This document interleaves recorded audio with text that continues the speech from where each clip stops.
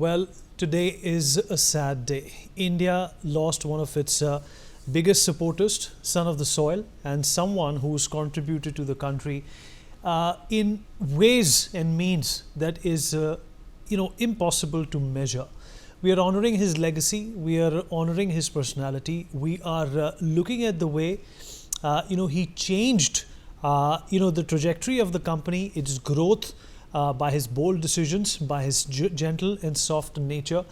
There was much more to Ratan Tata that meets the eye. He did come across as somebody who was shy. He did come across as somebody who was very private.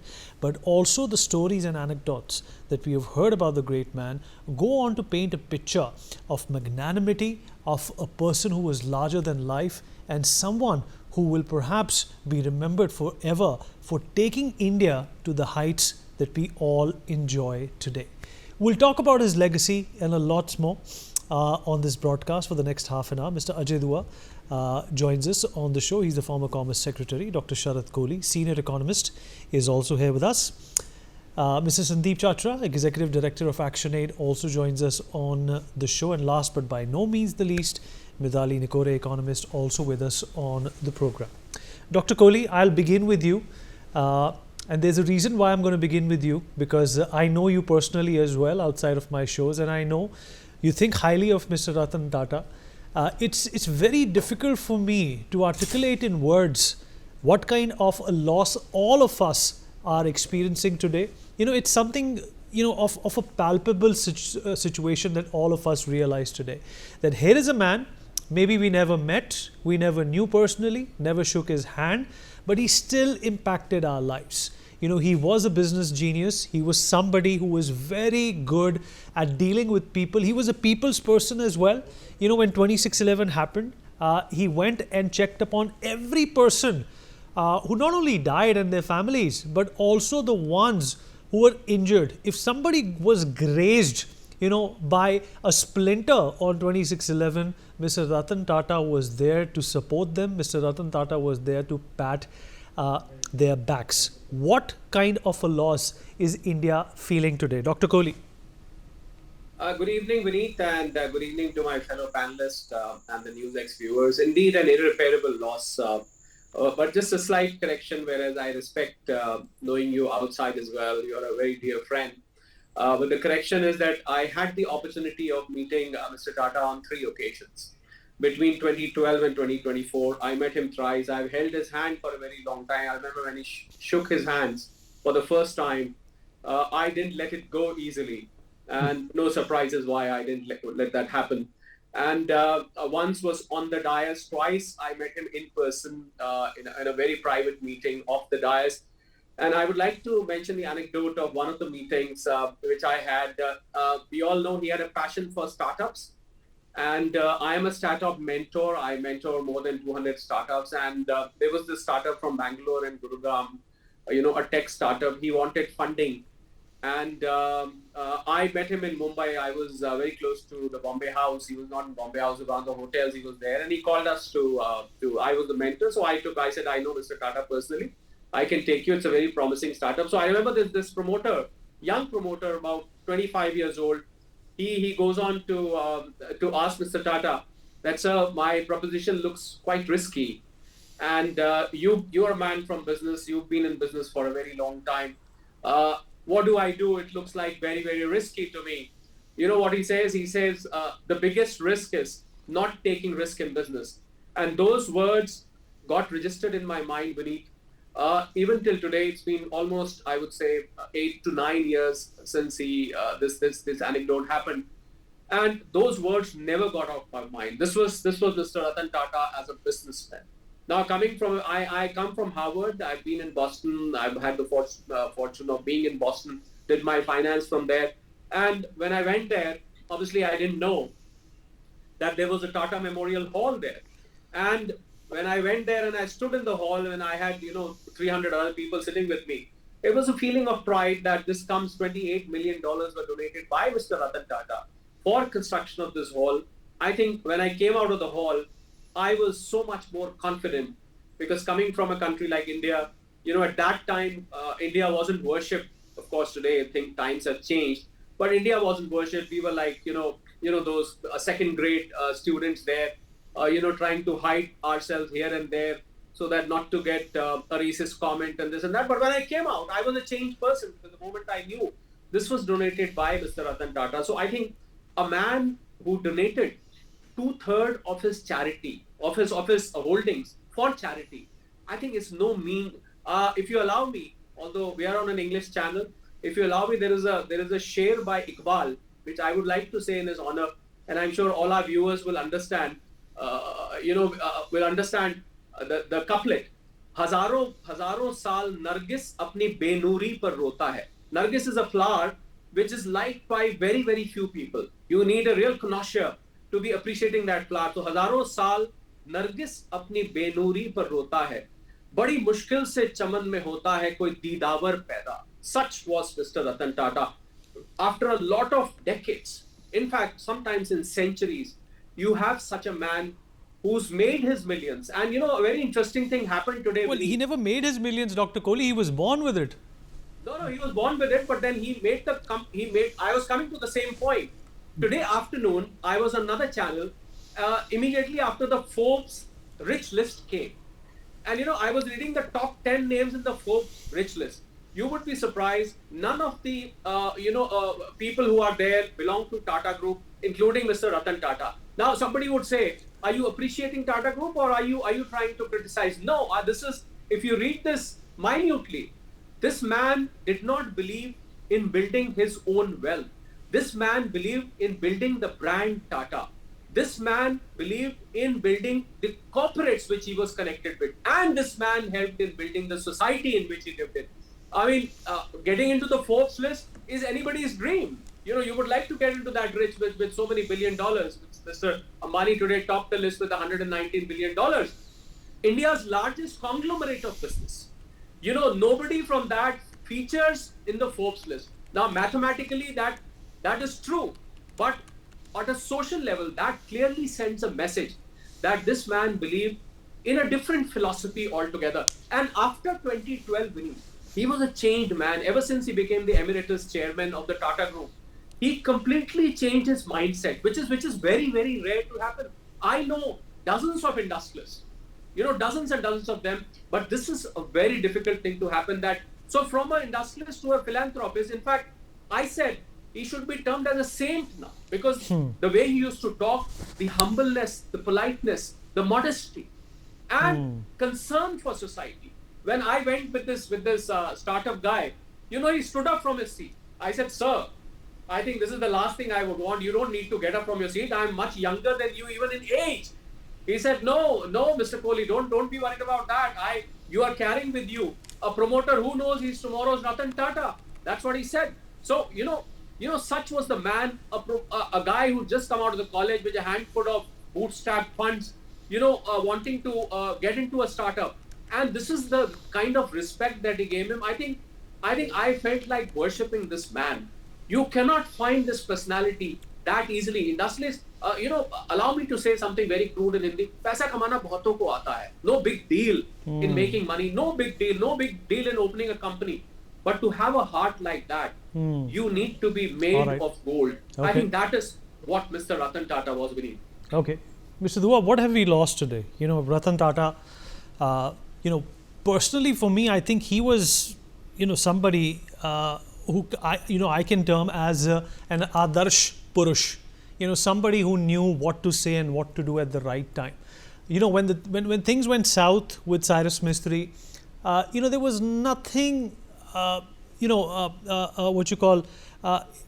rash or brash that came out from Mr. Ratan Tata. He kept his head down. He did not say anything which could be misconstrued. He did not say anything which at a later point in time would be termed as provocative.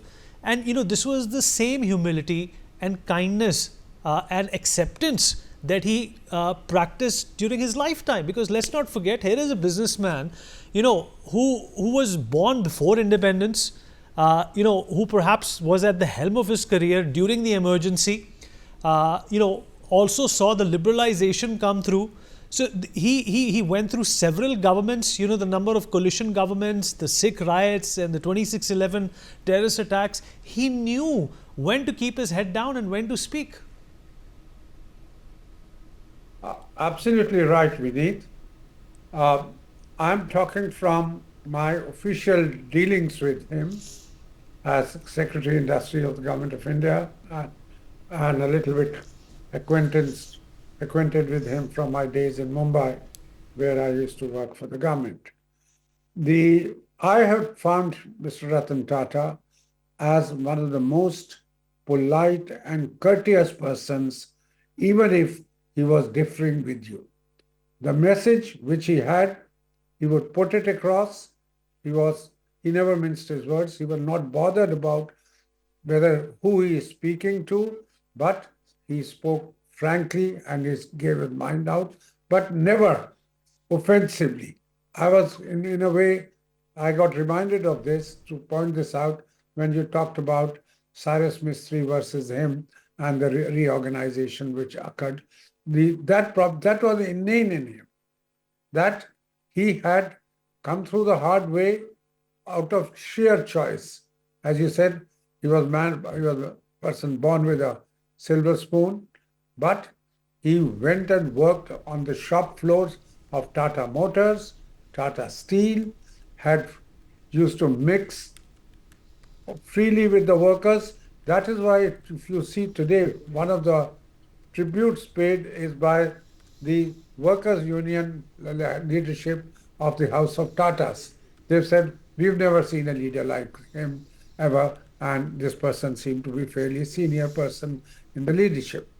So, moving on from there to his way of talking and yet not compromising on his principles, I would say he was inanely, I'm using the word once again, a good person, a person who wanted to do good for everybody in the society. Yes, he was fortunate, he realized, and that he was doing well in business, but he never forgot that he's a man worker in India, and he has to help out the Indian society where there are a mixture of people.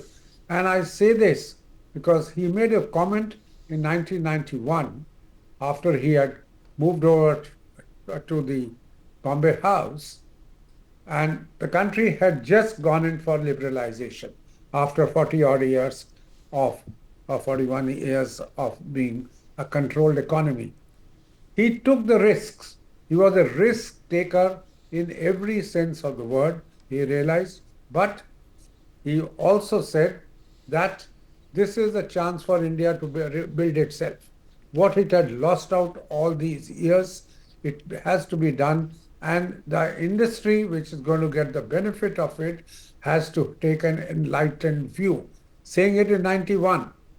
And he went on to demonstrate that himself. He took the business of the House of Tatas from $6 billion to $100 billion. True.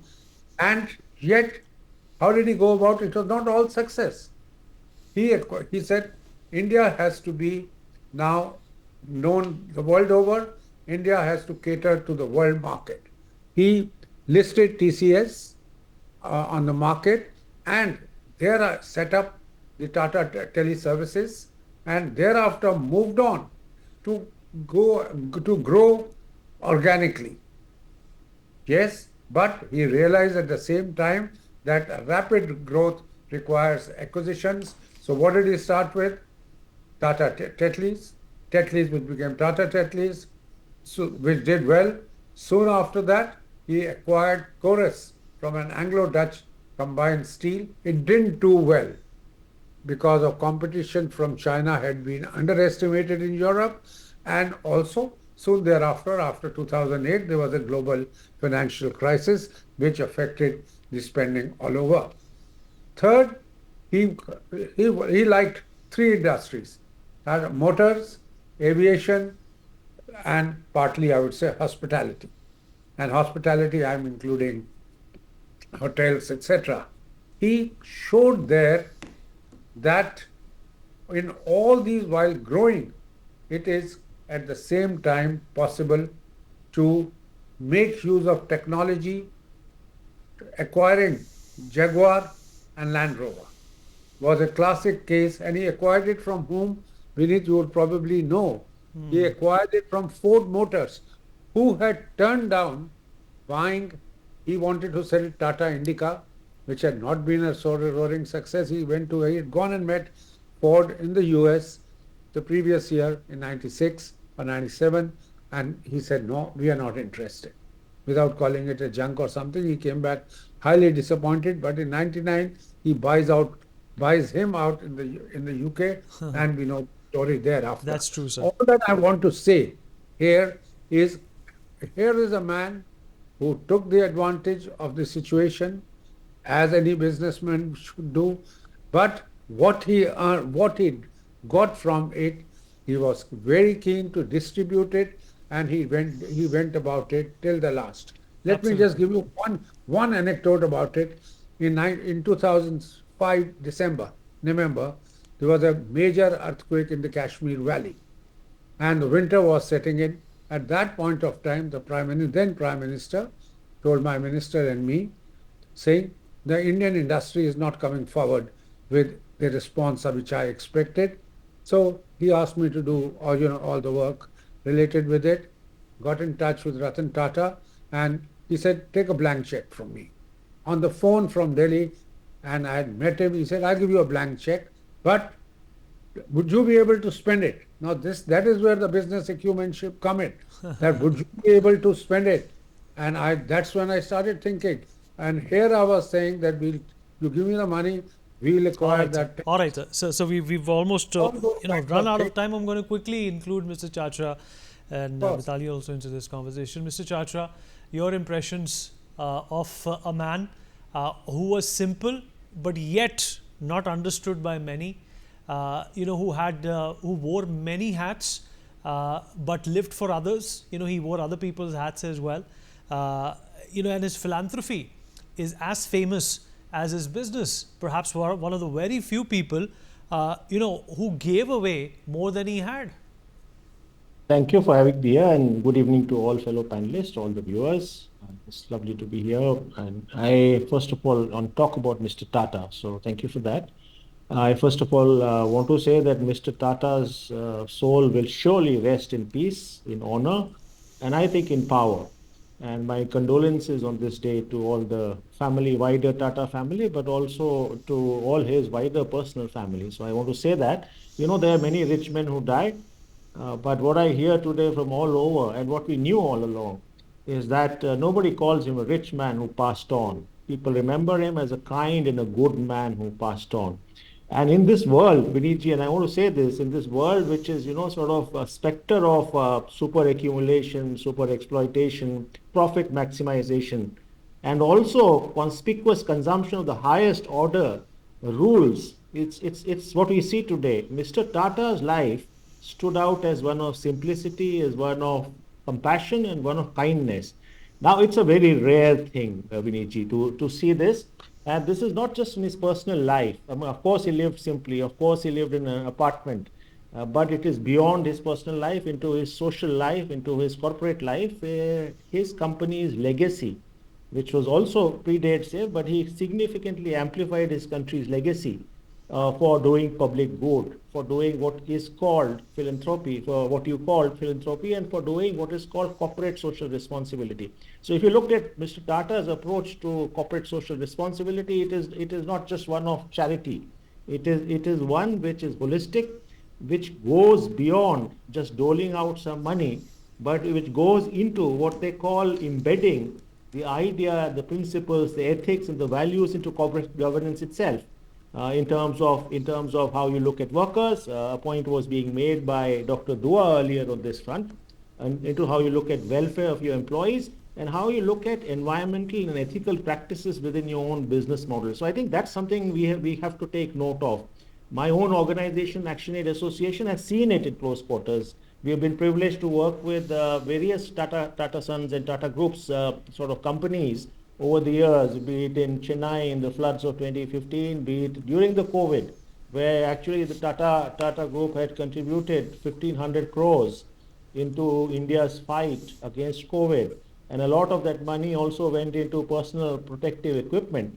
So, but also Action Aid Association is privileged to work with the Tata Group on the ongoing basis in responding to the survivors of what you have in Kerala, the Wayanad landslides. And we've seen this in close quarters, going beyond financial support into actually sort of areas where corporate governance and corporate support does not go, into that human touch, into sort of, today is the World Homeless Day.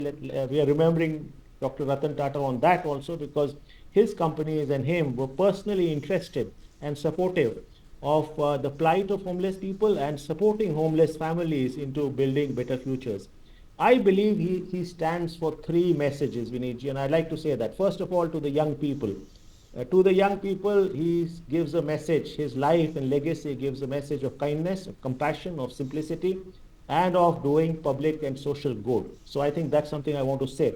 I think to the industry as well, he has a tall order message. We know there are contradictions between creating capital and creating public good. All corporations face that. But Mr. Tata stood tall in trying and attempting to resolve those to the best possible end through corporate social responsibility and through embedding those practices into his own organization. And I think there's a third understated message for the society. And that is Mr. Tata's family, Ratan Tata's family, is a family of immigrants. They came from Iran.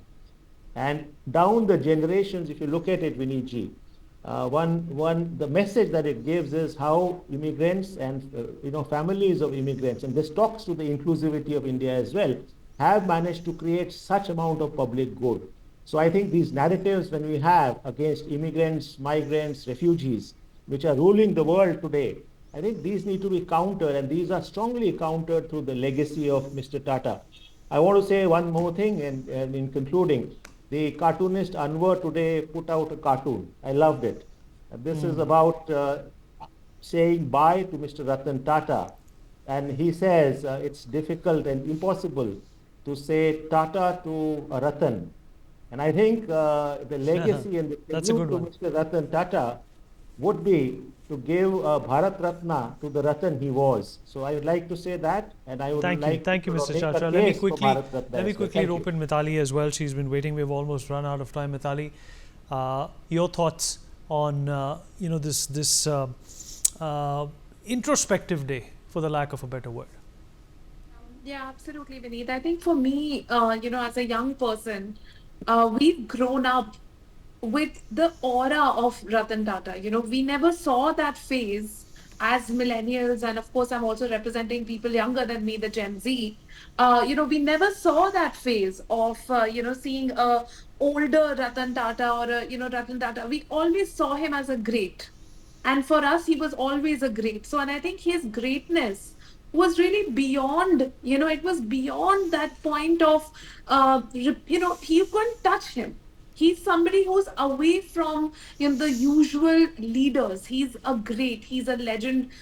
From the beginning of my consciousness, from when I was 10 or 12 years old, I always saw him as a great. So I think that was the first thing. And second thing is the work that he's done on gender equality actually doesn't get talked about enough. But when we look at the work he's done on the Tata Trusts, and the fact that you have Tata Trusts funding almost 11,000 women-led self-help groups across the country. You have Tata Trust collaborating with the Internet Sati program with Google to bridge the digital, gender divide for women in India and really create digital literacy. And then, of course, a leadership team of Tata Group.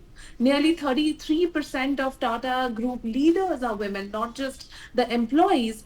This kind of work, and he gave an opportunity to one of the youngest women in the country to lead Starbucks, and become the youngest CEO of Starbucks at 33.